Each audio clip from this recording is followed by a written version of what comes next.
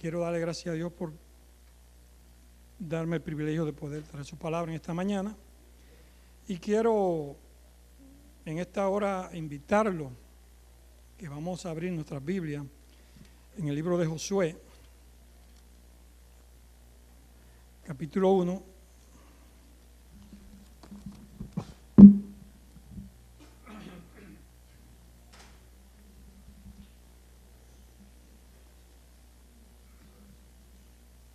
Josué 1, y vamos a leer hasta el versículo 9.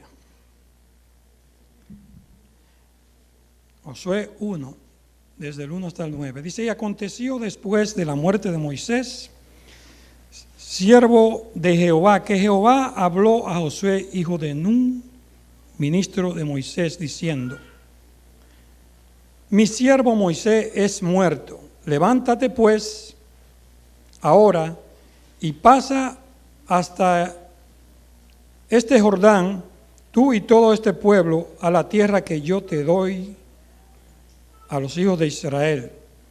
Yo os he entregado, como lo había dicho a Moisés, todo lugar que pisare la planta de vuestros pies. Desde el desierto y este Líbano hasta el gran río Éufrates, toda la tierra de los heteos hasta la gran mar del poniente del sol será vuestro término. Nadie te podrá hacer frente en todos los días de tu vida, como yo fui con Moisés. Seré contigo, no te dejaré ni te desampararé.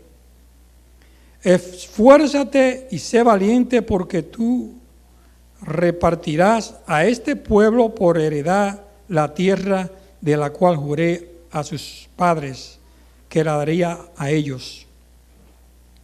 Solamente que te esfuerces y sea muy valiente para cuidar de hacer conforme a toda la ley que mi siervo Moisés te mandó. No te aparte de ella ni a diestra ni a siniestra, para que sea prosperado en todas las cosas que emprendieres. El libro de esta ley nunca se apartará de tu boca, antes de día y de noche meditará en él, para que guardes y haga conforme a todo lo que en él está escrito, porque entonces hará prosperar tu camino y todo te saldrá bien. Y termina diciendo: mira que te mando que te esfuerce y sea valiente. No temas ni desmaye, porque Jehová tu Dios será contigo donde quiera que fueres. Los hebreos habían entrado a la tierra de Canaán y ya habían cruzado el Jordán,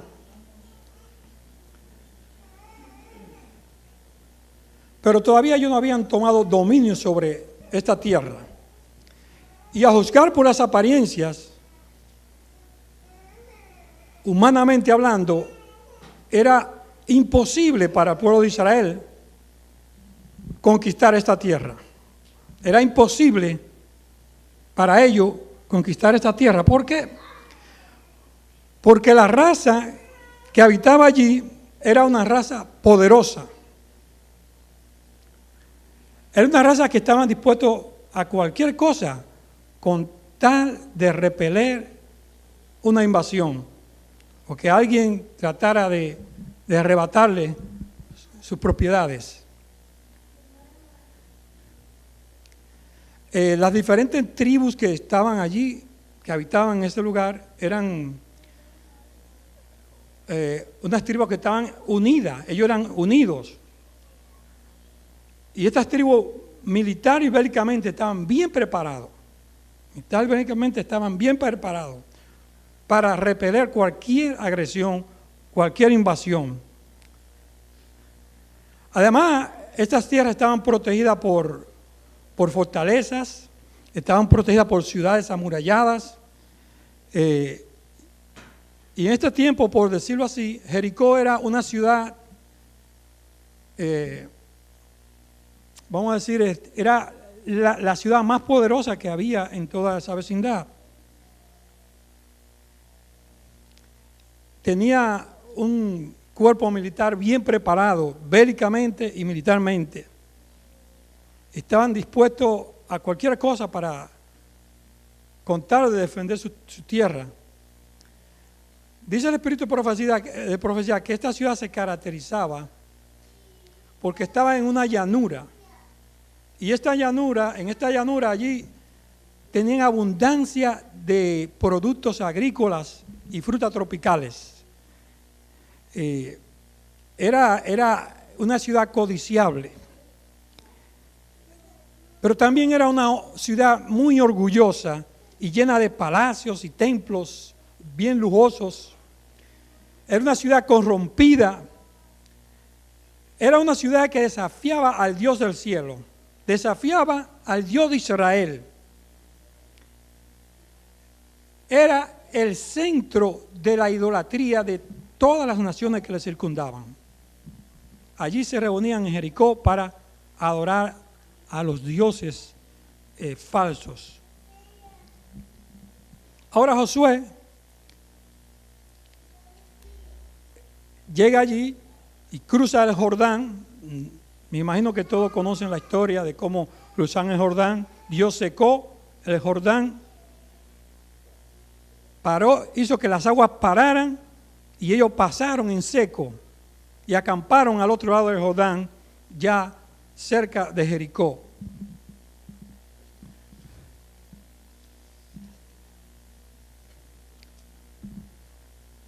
Y ustedes saben que para la conquista de Jericó se necesitaba mucha preparación. Para Israel era muy importante conquistar a Jericó. ¿Por qué? Porque Jericó era una ciudad muy importante en toda el área. Y por eso se propusieron tomar esa primero, porque para ellos, si tomaban esta, las otras les serían más fácil. Pero miremos las circunstancias, cómo se desarrollaron. En el capítulo 2 de Josué, allí Dios le dice a Josué hijo de Nun, dice, y Josué hijo de Nun, dice, envió desde Sitín 2 espías, ¿verdad? Para mirar cómo era aquel lugar, y los espías vienen de regreso, van y entran allí, y todos sabemos que allí hubo una mujer que los protegió, llamada Rahab, y ellos le prometieron que le salvarían la vida, porque ella misma le dijo, mira, aquí estamos todos temblando, porque sabemos del poder que su Dios tiene. Y le trajeron un informe de regreso a Josué. Bueno, estamos listos, podemos entrar, ¿verdad? Pero Dios, en el capítulo 5, Dios le dice algo a Josué, muy importante. Ustedes saben que el pueblo de Israel cuando salió de Egipto no es el mismo que llegó a la tierra prometida. Todos los que salieron de Egipto murieron en el desierto. Y todos esos hombres eran hombres circuncidados, ¿verdad? Ahora, esta generación nueva no estaba circuncidada. Y en el capítulo 5, Dios le dice a Josué, le dice que tenían que ser circuncidados. Debía de haber una preparación. Dios no quería permitir que el pueblo que los representara allí sean incircuncisos. ¿Ustedes saben lo que significa para Dios la circuncisión? ¿Saben lo que simboliza la circuncisión? ¿Algunos de ustedes saben lo que simboliza la circuncisión? ¿Ah? La circuncisión es símbolo del pacto de Dios con su pueblo. También tiene otro símbolo. símbolo del bautismo. Y este pueblo debía saber que había hecho un pacto con Dios y que iban seguros, ¿verdad?, a la victoria porque iban bajo el mandato de Dios. Pues Josué lo hizo de esa manera, circuncidó todos los hombres, y los hombres volvieron a sus tiendas, y ya después que habían sanado, pues llegó el momento entonces para tomar la acción. Pero antes de lanzarse a la conquista, en el capítulo 3, versículo 13, capítulo 5, Josué se retira para buscar la dirección divina. Vamos a leer Josué 5:13. Estando Josué cerca de Jericó, alzó sus ojos y vio un varón que estaba delante de él, el cual tenía una espada desnuda en su mano. Y Josué, yéndose hacia él, le dijo: ¿eres de los nuestros o de nuestros enemigos? Y él le respondió: no más príncipe del ejército de Jehová, ahora es venido. Entonces Josué, postrándose sobre su rostro en tierra, le adoró y le dijo: ¿qué dice mi señor a su siervo? Y el príncipe del ejército de Jehová respondió a Josué: quita tus zapatos de tus pies, porque el lugar donde está pisando, dice, santo es. Ahora aquí Josué, al retirarse para buscar la dirección divina, se encuentra con este hombre, con este varón.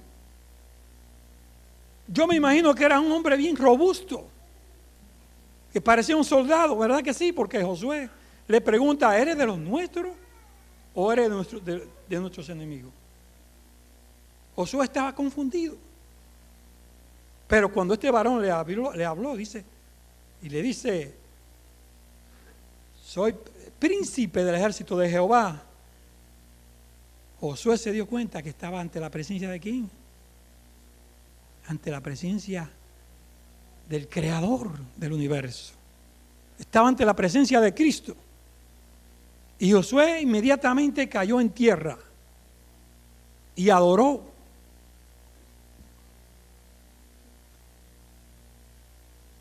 Recuérdense, ¿dónde más se escuchó esta frase cuando dice: quita el calzado de tus pies porque el lugar donde pisa es santo? Éxodo 3:5. Muy bien, entonces aquí nos registra todo lo que habló este príncipe de Jehová con Moisés, con Josué, perdón, se me quedó Moisés en la... Ahora este príncipe le da a Josué todas las indicaciones, le dio la aprobación de que Dios estaba con ellos.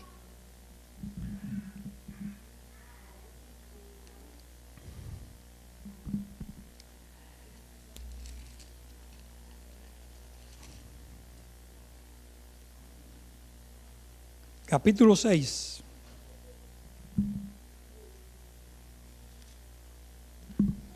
Versículo 17 y 18. Ya Josué va a mandar en este momento, pero asumimos aquí que el príncipe de Jehová le había dicho, le había hablado a Josué acerca de esto, y le dijo, versículo 17, versículo 6, mas la ciudad será anatema a Jehová, ella con todas las cosas que están en ella, solamente Rahab la ramera vivirá con todos los que estuvieren en casa con ella, por cuanto escondió a los mensajeros que enviamos. Empero guardad vosotros del anatema, que ni toquéis ni toméis alguna cosa del anatema, porque no hagáis anatema el campo de Israel y lo turbéis. Josué, antes de lanzarse al ataque, ya Dios, a través de este príncipe, le había indicado cuál iba a ser el plan de ataque. Así que Dios le advirtió que no tocara nada de allí, excepto en el versículo 19, cuando le dicen que el oro, dice, y la plata y los vasos de metal eran los únicos que iban a sacar de allí y serían consagrados a Jehová. Es decir, que ya el príncipe le da y le dice, mira, este será el plan de ataque. Y todos conocemos cuál era el plan de ataque. Dice que iban a desfilar alrededor de la ciudad, era especie de una marcha. Al frente iban los hombres de guerra, los hombres armados, iban seguidos por 7 sacerdotes con bocinas. Después iba el arca, cargada por sacerdotes, y más atrás iba el pueblo, tocando bocina también. Y Dios les pidió que no abrieran su boca iban en la marcha alrededor de la ciudad. Y van el primer día y hacen como Dios le había indicado. Se vuelven a su campamento, amanece, llega al otro día, vuelven y hacen lo mismo. Y esto lo hicieron por 6 días. Más el 7º día se levantan, pero este día iban a dar 7 vueltas alrededor de la ciudad. Ahora ustedes se imaginan, qué extraño, ¿verdad? Un ejército que va a atacar y pareciera como que lo estaban cansando, ¿verdad? Pero no, Dios conoce, lo conoce todo y Dios sabe por qué lo estaba haciendo así. Es decir que van alrededor de la ciudad el 7º día y dan 7 vueltas. Y cuando completan la última vuelta de las 7 vueltas, dice que el pueblo empezó a gritar. Imagínense el vocerío que había allí. Nosotros a veces quizá vemos las películas y allí ponen un grupito de personas, pero allá había millones. Dice que el pueblo de Israel era alrededor de 3 millones de personas. No era poquito. No por nada aquel pueblo, aquellos habitantes de aquella nación estaban aterrorizados. Es decir que las paredes caen, los muros caen y el pueblo entra y toma a Jericó y dicen que la única que sacaron allí fue a Rahab y a su familia. Fue la única que sacaron y todo fue destruido. La ciudad fue incendiada, todo fue destruido, no quedó nada. Hicieron como Dios le había mandado. Me imagino que estaban contentos y la algarabía que había en el pueblo por haber vencido, ¿verdad?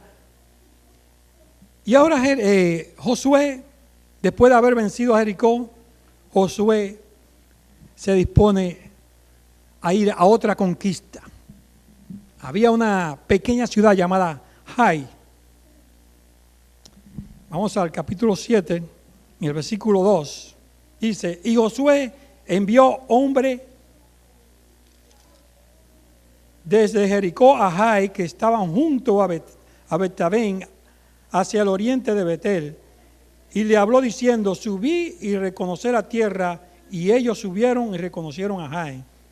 Y volviendo Josué le dijeron, no suba todo el pueblo, mas suban como 2 o 3 mil hombres y tomarán a Hai. No fastigue el pueblo allí, porque son pocos. Imagínense, en el versículo 3, estos hombres regresan y le traen un informe a Josué. Un informe muy placentero. Josué estaba contento, me imagino. Y dice, mira, solamente necesitamos no mandar tantas personas para allá. Solamente con unos 3,000 hombres es suficiente. Porque los habitantes son muy pocos. Es chiquitito aquel lugar. Pero dice el versículo 4, que subieron allá del pueblo como 13,000 hombres, los cuales huyeron delante de los de Jai. ¿Qué había sucedido? Israel, después que acaba de vencer a una nación, una ciudad potente, bien fuerte, preparada, ahora de repente un pueblecito que los habitantes que habían allí eran, ¿sabe cuántos habitantes habían allí? ¿Usted quiere saber cuántos habitantes habían allí? No se lo voy a decir ahora, pero no le voy a dar la cita, se lo voy a dar después. Pero, ¿usted sabe cuántas personas habitaban allí? 1,200 personas. Perdón, 12,000 personas. Estoy mirando el número mal aquí. 12,000 personas era la que habitaban en ese lugar. Con razón, los espías que mandaron dijeron, solamente con 3,000 hombres es suficiente. Y si quieren saberlo, me preguntan de dónde yo saqué eso, cuando está en la Biblia. Está en el mismo libro de Josué, en el capítulo 8, versículo 25, pero después ustedes lo leen cuando quieran. Ahora, huyen de este pequeño pueblo que me imagino no tenían la preparación que ellos tenían. Y Josué, cuando ve esto, dice que cayó en tierra, desgarró su vestido y dice que cayó a tierra lamentándose delante de Dios allí frente al arca. ¿Por qué, Señor, nos ha mandado aquí? Nos hiciste cruzar el Jordán para que nos avergoncemos aquí, para que las naciones, cuando las demás naciones escuchen todo esto, van a hacer de nosotros qué sé yo, nos van a poner como los más cobardes.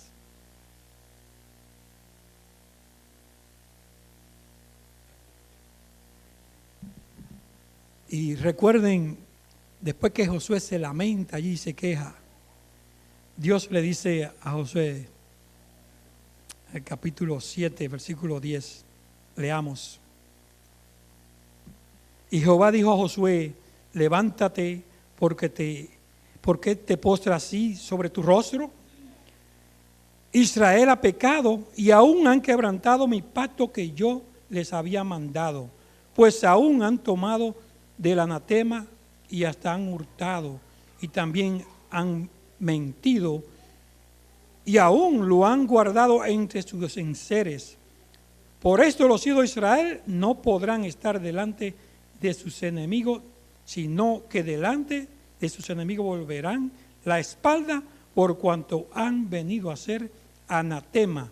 Ni seré más con vosotros, si no destruyereis el anatema de en medio de vosotros. Levántate, santifica al pueblo y di, santificado para mañana, porque Jehová, el Dios de Israel, dice así, anatema hay en medio de ti, Israel, no podrá estar delante de tus enemigos hasta que hayáis quitado el anatema de en medio de vosotros. Entonces, cuando Josué escucha las palabras de Dios, entonces recapacita y dice, oh, Dios no nos ha fallado. Alguien del campamento ha fallado. Y Josué empieza la investigación como Dios le había indicado, tribu por tribu. Y las investigaciones llevaron a la tribu de Judá. Un varón de la tribu de Judá había robado un manto babilónico y un lingote de oro. y 200 siclos de plata. ¿Y saben lo que hizo? No solamente lo sacó de la ciudad, sino dice, lo escondió debajo de sus tiendas. Este varón llamado Acán, dice la sierva del Señor en el Espíritu de Profecía, en el libro Patriarcas y Profetas, en la página 532, dice que este hombre había escuchado la proclamación de que se había cometido un gran delito y hasta había oído definir claramente su carácter. Imagínense cuando el campamento estaba allí, todos lamentándose, escucharon después de que alguien había violado el mandato de Dios. Pero dice ella que sus labios quedaron sellados, o sea, no abrió la boca para decir o para confesar, para decir, yo fui el que falló. Dice que cómo se estremeció su alma cuando vio que su tribu había sido señalada como la que tenía al transgresor. Y las investigaciones que hace Josué lleva a su familia y luego a su casa, pero todavía no confiesa. Y cuando ya ve que llega, ya prácticamente que sabe que el dedo de Dios, dice aquí, lo señala, entonces fue que reconoció su pecado.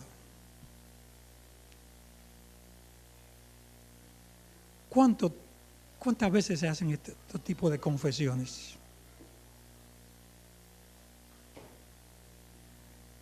Hay una enorme diferencia entre admitir una vez que se compró el pecado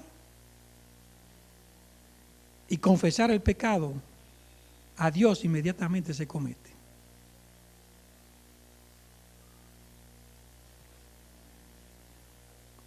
Como acá muchas personas se sienten seguras mientras pueden ocultar el pecado. Mis hermanos, nosotros estamos viviendo bajo un tiempo solemne. Quizá muchos no tienen ni siquiera la menor idea del tiempo que estamos viviendo. Dios se desagrada, Dios se chasquea cuando uno de sus hijos cae en pecado y no lo confiesa, y peor, aun cuando lo acaricia. Acán reconoció su culpabilidad, pero ya era muy tarde porque su confesión no le iba a beneficiar, porque fue muy tarde.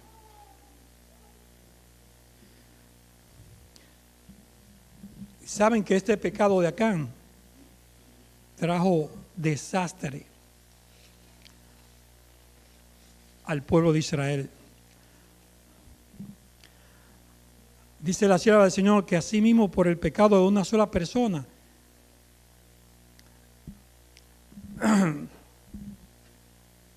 dice que el desagrado de Dios descansará sobre toda la iglesia hasta que la transgresión sea descubierta y eliminada. Hermanos, estamos en los umbrales de la venida de Jesús.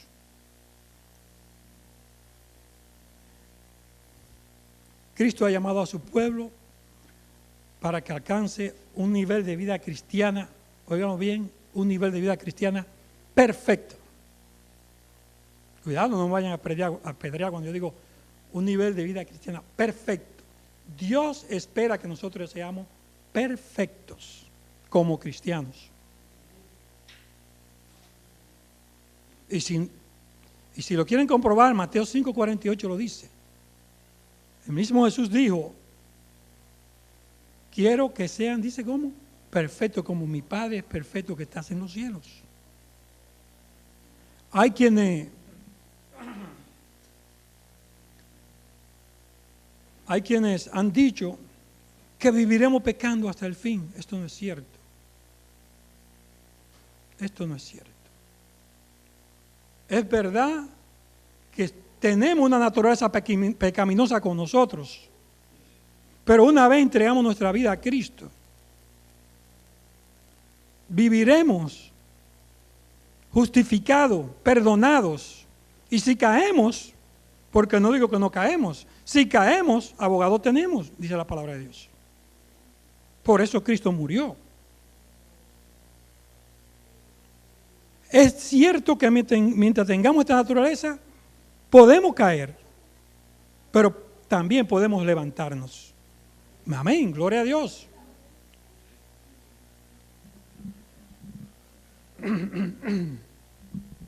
Es normal que un pecador que nunca haya entregado su vida a Cristo peque. Es normal. Una persona que nunca haya entregado su vida a Cristo es normal, porque vive desconectado de Cristo. Nunca ha entregado su vida a Cristo y carga una naturaleza pecaminosa. Pero no es normal que uno que haya entregado su vida a Cristo peque. No es normal. Acán era un miembro del pueblo de Dios y él pensó que podía vivir siendo parte de la familia de Dios, aún acariciando un pecado. Los hombres pueden ser engañados, pero Dios no puede ser engañado. Mis hermanos, mis hermanas, si ese es tu caso, si es el caso de Acán, todavía hay una ventaja sobre Acán. Acán se le acabó el tiempo de gracia en un ratito. Nosotros estamos viviendo bajo un tiempo de gracia. Pero también el tiempo de gracia se nos puede acabar con la muerte. El Señor Jesús nos está llamando. Apocalipsis 3:20, ¿cómo dice? Dice, aquí yo estoy a la puerta, dice, y llamo. Dice, si alguno oyere mi voz y abre la puerta, dice, entraré a él, cenaré con él y él conmigo. En Isaías 1:18 dice que el Señor nos está llamando a cuenta, dice Isaías 1:18. Vení, dice, y estemos a cuenta. Dice el Señor en Isaías 1:18. Y quiero terminar como decía la lectura bíblica. Proverbios 28:13. El que encubra su pecado y no prosperará, mas el que lo confiese y se aparta de él, dice, alcanzará misericordia. Mis hermanos, vivimos con una naturaleza pecaminosa, pero el hecho de que vivimos con una naturaleza pecaminosa no nos da derecho a vivir acariciando un pecado. Podemos caer, es cierto, es muy cierto. Por eso Jesús murió en la cruz del Calvario. De otra manera no hubiera venido. Pero Él conocía nuestra naturaleza caída.